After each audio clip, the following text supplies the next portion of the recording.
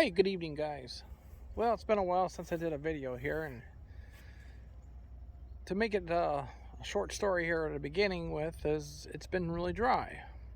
We just had another inch of rain, and it's been such a blessing here to see the rain again. So I thought I'd come out and make a short video. This is July the 24th, and this is one of the organic fields here that was cultivated. Now, it's not all perfect, but I always like to start with the better looking stuff and see how far we have come here this year so far. No fertilizer, no sprays. This is a Pioneer number,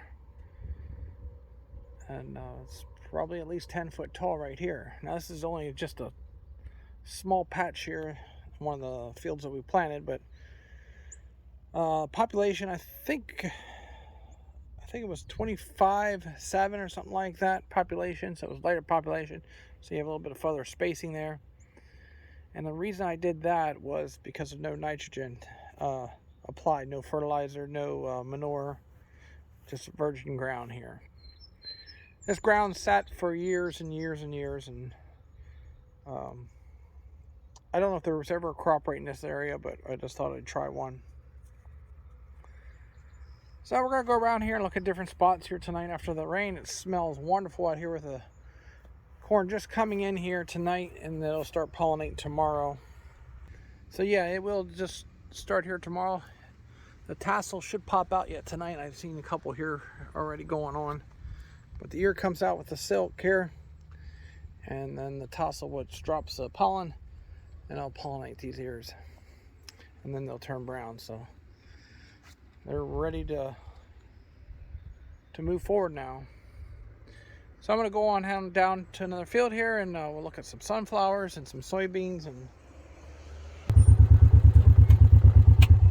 just a real short update there on the garden. You can see the water laying there from this last storm now, so we do not have to water that.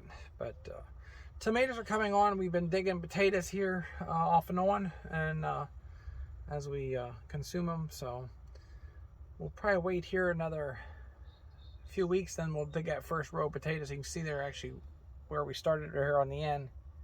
I'll work back. We got some disease in the one watermelon, and I'm not sure. I have to do a little bit more research on that, but other than that, everything else looks really good. We've got some sweet potatoes there, so on to the next. Okay, we got another field here of organic ground.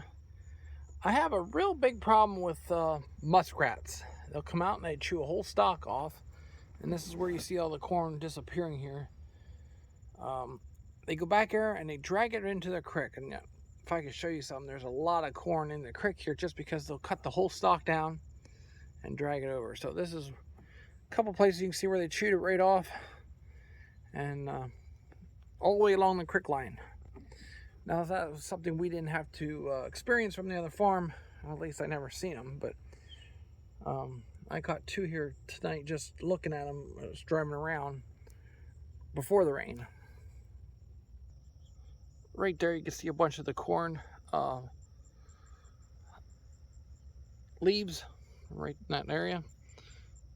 So they'll pull the whole stalk down there and they'll eat the main stem. That's where all the sugars are at, and let the leaves in the creek. Again, this corn looks really nice here. Different spots, a little lower.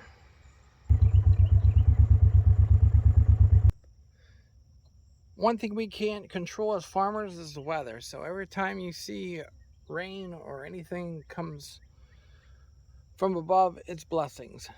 I don't care where you live in this world.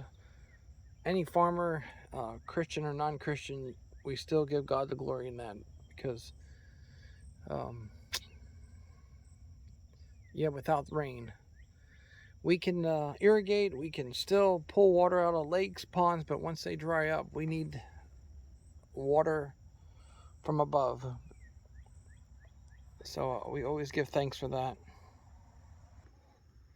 Overall, I'm very happy with weed control. Yes, they're going to have some weeds in there, but I mean, for no chemicals, cultivating 3 times in this field. And being our first year doing this organic stuff, it's been really a blessing to see the results. And I'm not going to say every year is going to like this, but mainly this crop down here, we'll put a cover crop down here. When we take the corn off, we'll try to put a rye in here, and then we'll come back in with corn again.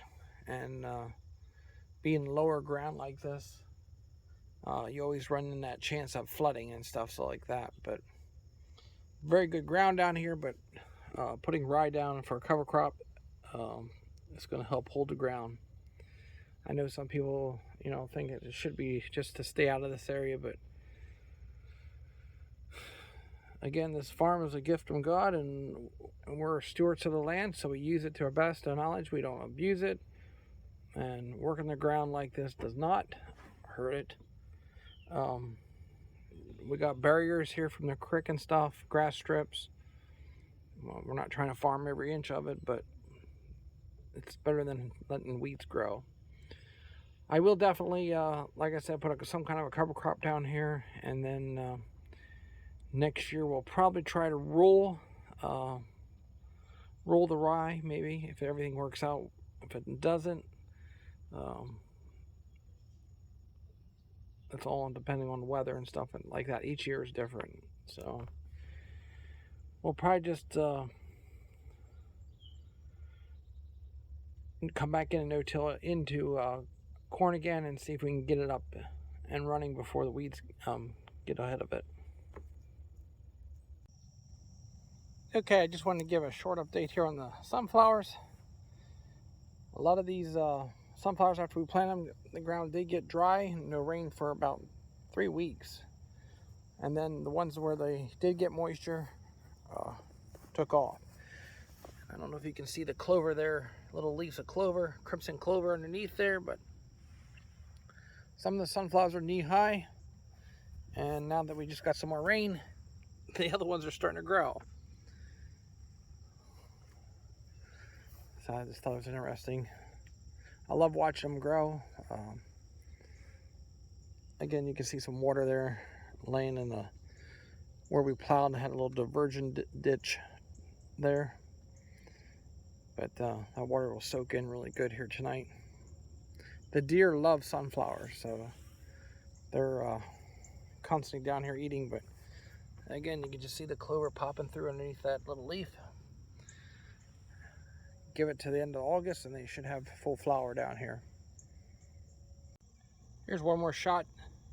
This was all dry back here, but they're actually coming through. There's a lot of them. And you can see the water there laying in the field. So yeah, so that was unexpected again for this wet rain here tonight. I know they were calling for a 60% chance tomorrow, but God always knows when we need the rain. And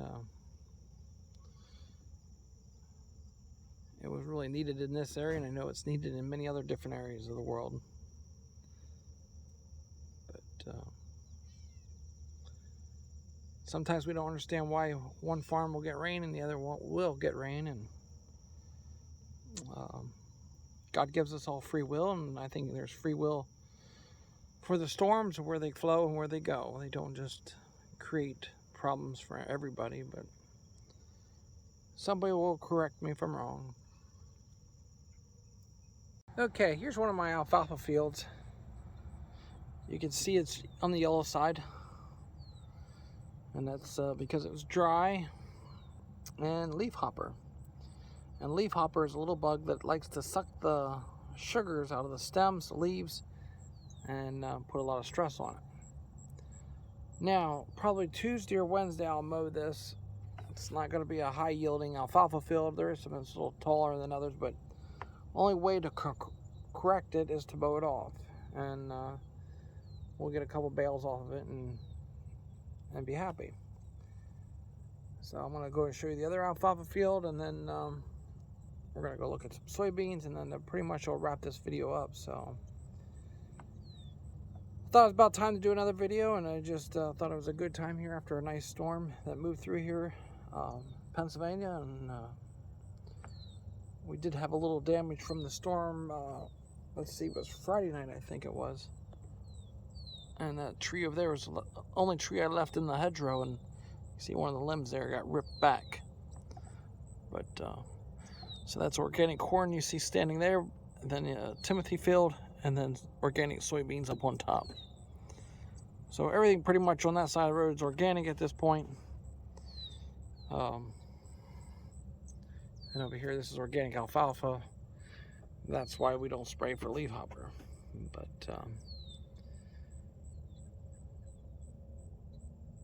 it's been a really good learning experience for me to be patient, and there is natural way the plant can adapt to its environment, and so I enjoy coming out here. And we put on about 190 miles this week on this gator, just driving this farm. And some might see that as a waste of time, but I'm out here learning. If I go to college, or I would spend a lot of money, you know, in research and development and stuff like that. And I don't have all the answers, but I do like to see how it handles drought.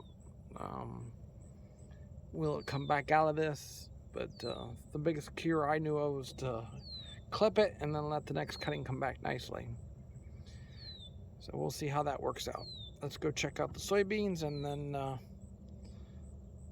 that'll be the end of this video here. Now here's my other alfalfa clover mix. We ran out of alfalfa seeds, so we had a bag of clover and alfalfa mix, grass mix. And overall, this field here is not too bad. So over there in the middle, you can see there's just a little bit of clover, but the rest is all alfalfa. And then back there is another field of organic corn on the hill. And you can see I plant up and down the hill. That ground has not washed out, and the ground was worked. But I just want to show you that there, it is pretty steep back there. And again, this grass field, so I know it's really enjoying the moisture. Okay, we're on the other side of the road here, looking at the farm. And we're going down there at the bottom. That's where I have some beans down there along that corn. Just doing a trial run with these beans, and we didn't put no end rows, so I have to go all the way around because there's a little bit of water and mud down there, and I don't want to get this thing all muddy. So just wanted to show you where we're going to go.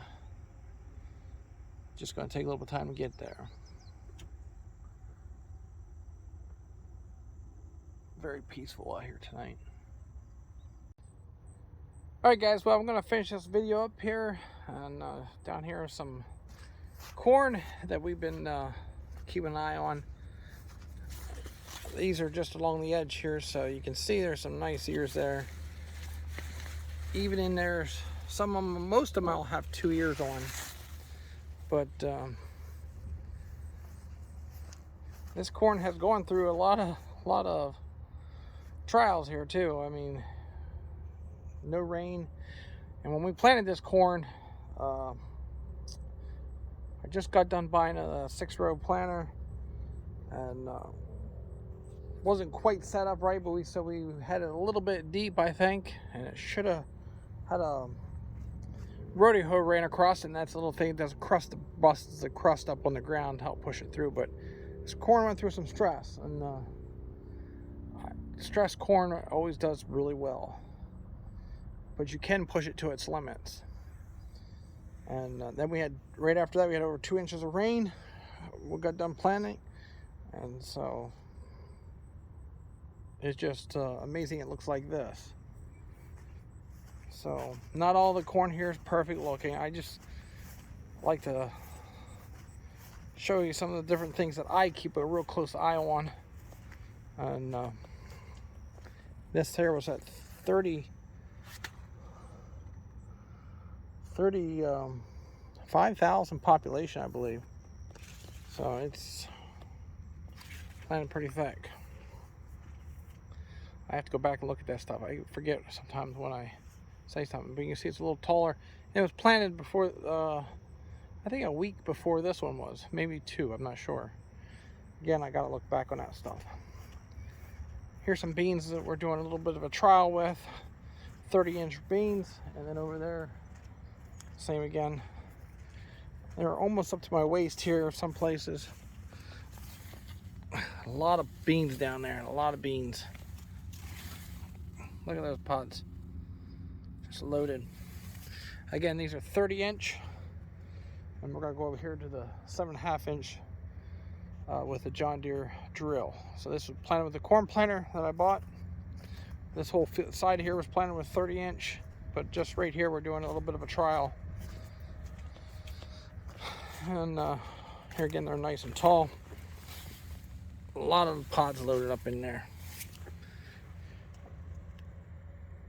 So I'm not out here just to show how great everything is, and just want to make a quick video of what was going on. So we'll go over here and these other beans.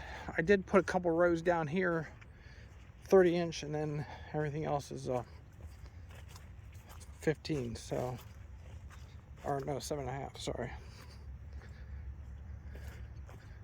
And these were planted a little bit later, a couple days. So we'll see how many pods are on these guys. And there got some beans down there. So there's no 30-inch rows or 7.5-inch spacing. And then over here we have another planting, 30-inch, and you can see the difference here with the row beans and non-row beans. A lot of flowers there. These beans are just not up to the same standard of those yet, being planted a little bit early. Well guys, hope you enjoyed the video. I'm going to add a little bit of a picture here. We did haul a D17 Alice Chalmer tractor for the neighbor there.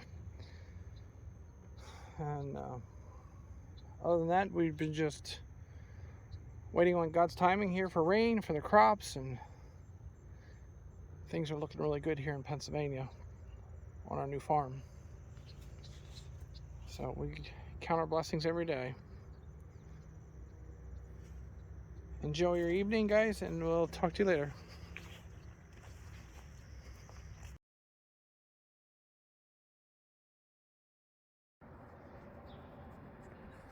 Hey, good morning, guys. Well, we're getting ready to start this day out. We have a tractor to pick up, and we have a tractor to go pick up with the pickup. Anyway, got this thing cleaned up last night, and she's ready to roll full fuel. Gonna hook up the gooseneck trailer. This is a job that one of the local Amish want me to pick up a tractor for them, so we're gonna see how that goes. It's been a while since I made a video here, about 2 weeks or so, and I thought we'd start out with a truck here. I bought this truck here earlier this spring. Traded it off with the other one as we were building this shop. Or is it a shop, or is it a machinery shed, or what is it? Well, it's everything. Little tools and everything else aren't going on. So Justin did a really good job.